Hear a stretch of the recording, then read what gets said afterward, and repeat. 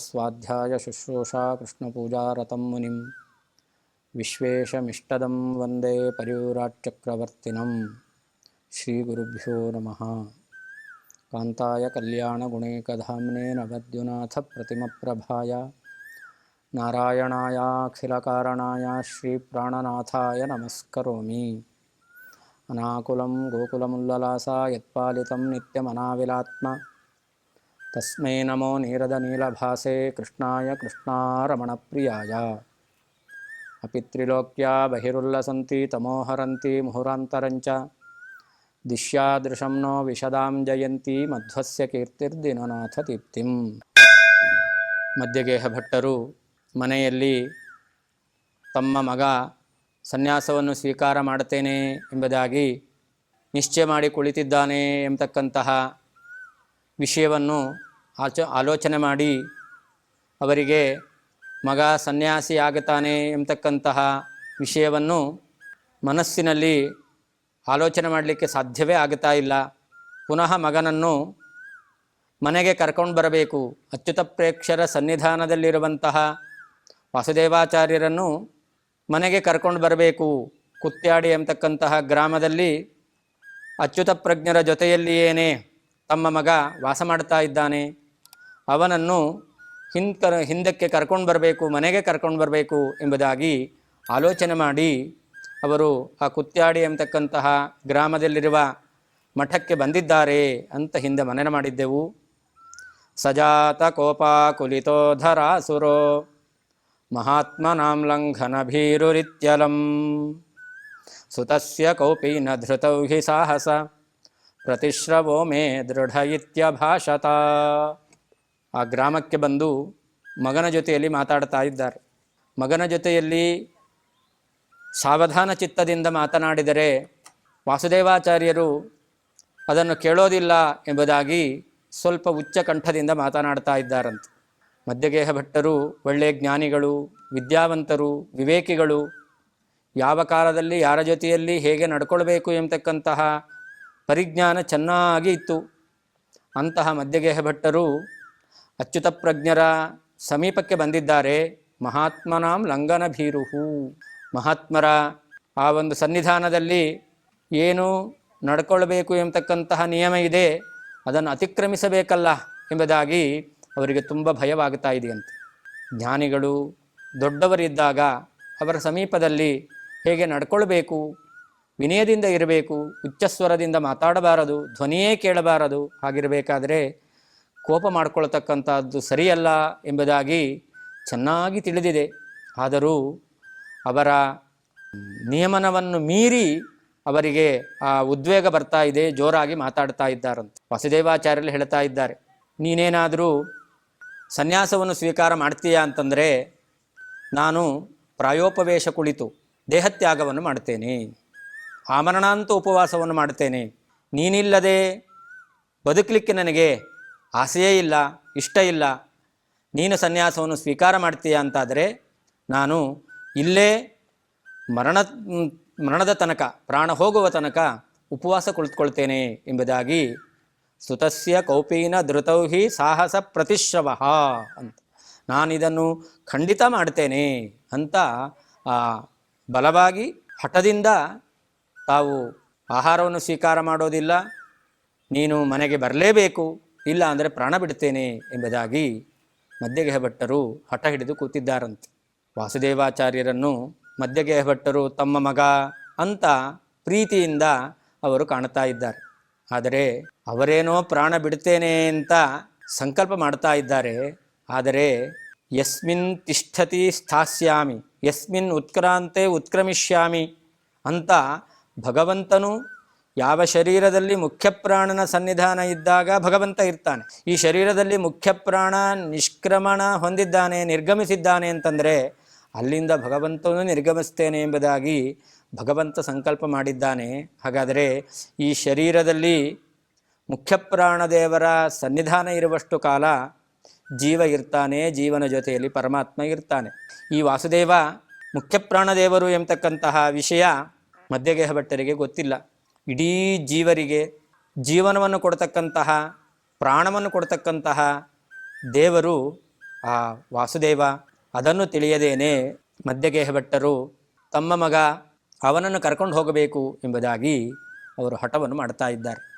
ವಾಸುದೇವಾಚಾರ್ಯರು ತಮ್ಮ ತಂದೆಯ ಮಾತನ್ನು ಕೇಳಿದ್ರು.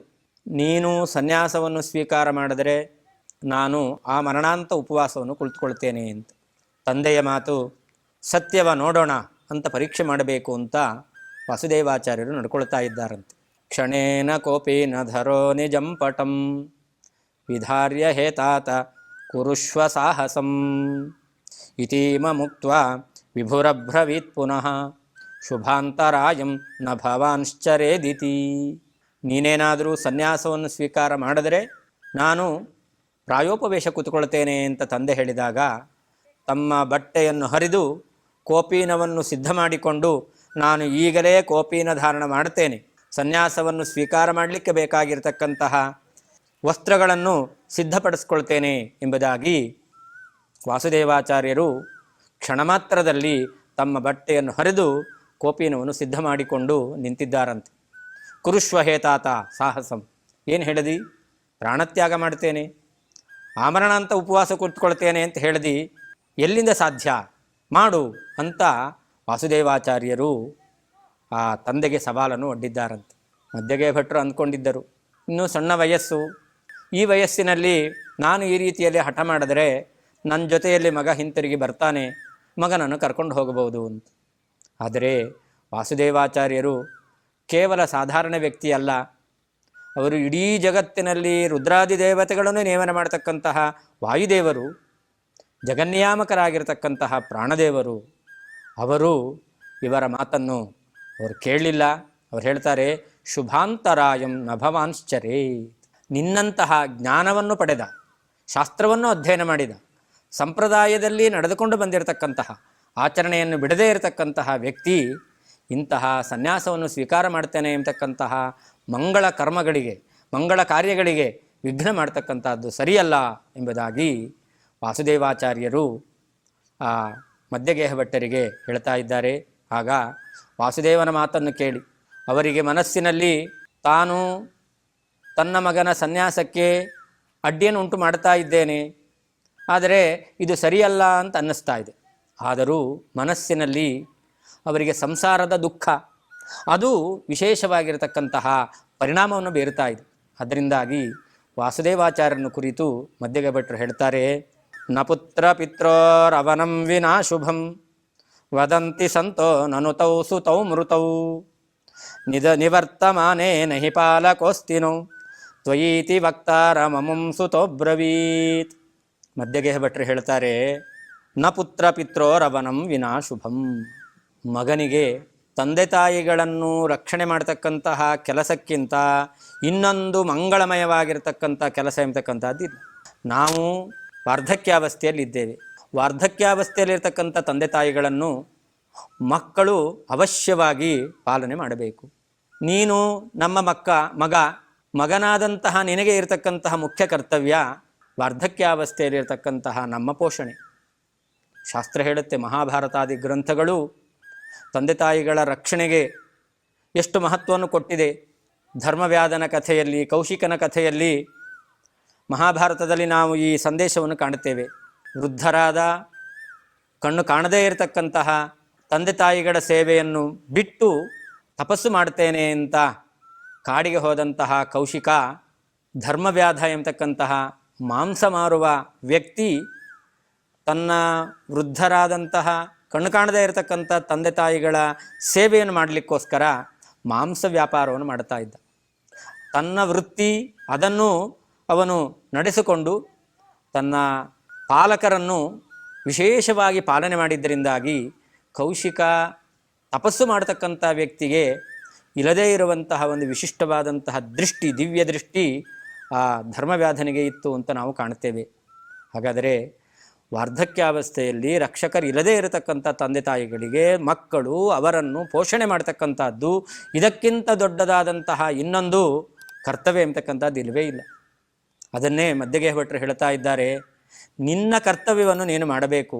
ಅದನ್ನು ಬಿಟ್ಟು ನೀನು ಸನ್ಯಾಸವನ್ನು ಸ್ವೀಕಾರ ಮಾಡ್ತೀಯಾ ಅಂತಂದರೆ, ಸನ್ಯಾಸ ಸ್ವೀಕಾರ ಮಾಡುವ ಸಂದರ್ಭದಲ್ಲಿ ಆ ಸನ್ಯಾಸ ಸ್ವೀಕಾರ ಮಾಡುವ ವ್ಯಕ್ತಿಗೆ ಒಂದು ಜವಾಬ್ದಾರಿ ಇದೆ. ಅವನು ಆ ಜವಾಬ್ದಾರಿಯನ್ನು ಸರಿಯಾಗಿ ನಿರ್ವಹಿಸಬೇಕು. ನೀನು ಸನ್ಯಾಸಕ್ಕೆ ಬೇಕಾಗಿರತಕ್ಕಂತಹ ವೈರಾಗ್ಯವನ್ನು ಹೊಂದಿದವನಾಗಿದ್ದರೂ ಕೂಡ ವಾರ್ಧಕ್ಯಾವಸ್ಥೆಯಲ್ಲಿರ್ತಕ್ಕಂಥ ತಂದೆ ತಾಯಿಗಳನ್ನು ಬಿಟ್ಟು ಸನ್ಯಾಸವನ್ನು ಸ್ವೀಕಾರ ಮಾಡ್ತಕ್ಕಂಥದ್ದು ಸರಿಯಲ್ಲ ಅಂತ ಮಧ್ಯಗೆ ಭಟ್ರು ಹೇಳ್ತಾರೆ. ಅಷ್ಟು ಮಾತ್ರ ಅಲ್ಲದೇನೆ ನನುತವು ಸುತವು ಮೃತವು. ಮಧ್ಯಗೆ ಭಟ್ರು ತುಂಬ ದುಃಖದಿಂದ ಹೇಳ್ಕೊಳ್ತಾರೆ, ಮೊದಲೇ ನಾನು 2 ಮಕ್ಕಳನ್ನು, ಗಂಡು ಮಕ್ಕಳನ್ನು ಕಳ್ಕೊಂಡಿದ್ದೇನೆ. ವಾಸುದೇವಾಚಾರ್ಯರು ಮಧ್ಯಗೇಹ ದಂಪತಿಗಳಿಗೆ ಮಗನಾಗಿ ಹುಟ್ಟೋಕ್ಕಿಂತ ಮೊದಲು 2 ಗಂಡು ಮಕ್ಕಳನ್ನು ಕಳ್ಕೊಂಡಿದ್ದಾರಂತೆ. ಆ ದುಃಖ ಎಂಬತಕ್ಕಂತಹದ್ದು ಅವನ ಮನಸ್ಸಿನಲ್ಲಿ ಕಾಡ್ತಾ ಇದೆ. ಹೀಗೆ 2 ಮಕ್ಕಳನ್ನು ಕಳ್ಕೊಂಡಿರ್ತಕ್ಕಂತಹ ನಾನು ನಿನ್ನಂತಹ ಒಳ್ಳೆಯ ಮಗನನ್ನು ಪಡೆದೆ ಅಂತ ಸಂತೋಷದಲ್ಲಿ ನಾನು ಈ ವಾರ್ಧಕ್ಯಾವಸ್ಥೆಯನ್ನು ಕಳಿಬೇಕಾಗಿತ್ತು. ಆದರೆ ವಾರ್ಧಕ್ಯಾವಸ್ಥೆಯಲ್ಲಿ ಇರುವಂತಹ ನೀವೊಬ್ಬ ಮಗನೂ ಕೂಡ ಸನ್ಯಾಸವನ್ನು ಸ್ವೀಕಾರ ಮಾಡ್ತೇನೆ ಅಂತ ಹೊರಟಿದ್ದೀಯಾ. ಅದರಿಂದ ಈ ವಾರ್ಧಕ್ಯಾವಸ್ಥೆಯಲ್ಲಿ ಈ ದುಃಖವನ್ನು ನಾನು ಹೇಗೆ ಸಹಿಸಿಕೊಳ್ಳಿ ಎಂಬುದಾಗಿ ನನುತವು ಸುತವು ಮೃತವು. 2 ಮಕ್ಕಳನ್ನು ಕಳ್ಕೊಂಡಿದ್ದೇವೆ, ನಮಗೆ ಇನ್ನೊಬ್ಬ ರಕ್ಷಕ ಎಂಬತಕ್ಕಂಥದ್ದಿಲ್ಲ. ನಿವರ್ತಮಾನೇ ನಹಿಪಾಲಕೋಸ್ತಿನವು. ನೀನು ಸನ್ಯಾಸವನ್ನು ಸ್ವೀಕಾರ ಮಾಡಿದಿ ಅಂತಾದರೆ ನಮಗೆ ರಕ್ಷಕರು ಇಲ್ಲ, ಊರುಗೋಲಿಲ್ಲ. ವಯಸ್ಸಾದ ಮೇಲೆ ಮಕ್ಕಳೇ ತಂದೆ ತಾಯಿಗಳಿಗೆ ಊರುಗೋಲಾಗಿರ್ತಾರೆ. ಆ ಊರುಗೋಲನಂತೆ ಇರತಕ್ಕಂತಹ ನಿನ್ನನ್ನು ಬಿಟ್ಟು ನಾವು ಬದುಕಲಿಕ್ಕೆ ಹೇಗೆ ಸಾಧ್ಯ ಅಂತ ಈ ರೀತಿಯಲ್ಲಿ ಮಗನಿಗೆ ಕರ್ತವ್ಯ ಏನು ಎಂಬತಕ್ಕಂತಹ ಶಾಸ್ತ್ರದ ಆ ಮಾತನ್ನು ಉದಾಹರಣೆ ಕೊಡುವ ಮೂಲಕ ವಾಸುದೇವಾಚಾರ್ಯರನ್ನು ಮನೆಗೆ ಕರ್ಕೊಂಡು ಹೋಗಬಹುದು ಎಂಬುದಾಗಿ ಮಧ್ಯಗೆ ಭಟ್ಟರು ಆಲೋಚನೆ ಮಾಡ್ತಾ ಇದ್ದಾರೆ.